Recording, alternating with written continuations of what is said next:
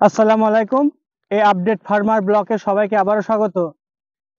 আমরা আষাঢ়ি মাসের কুমড়ো বা বর্ষার কুমড়ো এবং অনেকজন কালী কুমড়ো বলে, আমরা কি করে কালী কুমড়ো চাষ করছি এবং লাগাচ্ছি আপনাদের জানানোর জন্য এই ভিডিওটা তৈরি করা।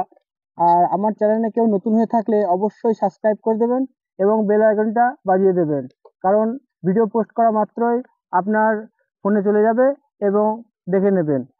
চলুন বীজ সম্বন্ধে আপনাদের জানাই। যেমন পলাশী বর্ষাতি কুমড়ো, এই বীজটা আপনারা কিনবেন বাজার থেকে। আর এই দেখুন কুমড়োর বীজ, আর বীজ দেখলে এই সাইজটা অনেকটা ধারণা করা যায় কেমন সাইজের হবে। আর আমরা শীতের কুমড়ো আগেও লাগিয়েছি, আর 12 মাসি কুমড়ো আমি চাষ করি। আর আমাকে চ্যানেলটা সাবস্ক্রাইব করে দেখে নেবেন কুমড়ো, আগের কুমড়োগুলা বা লাল কুমড়ো কি করে চাষ করেছি। 15 থেকে 20 কেজি ওজনেরও আমরা কুমড়ো তৈরি করেছি, আপনারা দেখে নিতে পারেন।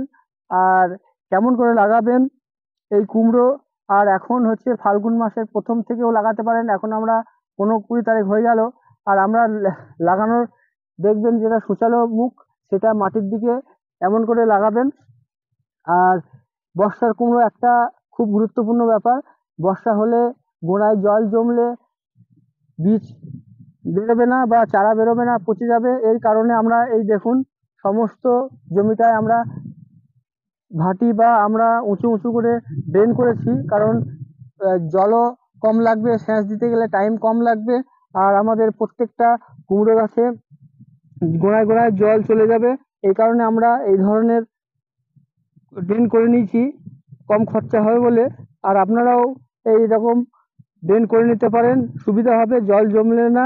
আর উঁচু জমিতে আপনারা কুমড়ো লাগাবেন, তাহলে ফলনটা ভালো হবে। বর্ষার কুমড়ো জল জমে গেলে ভালো হবে না।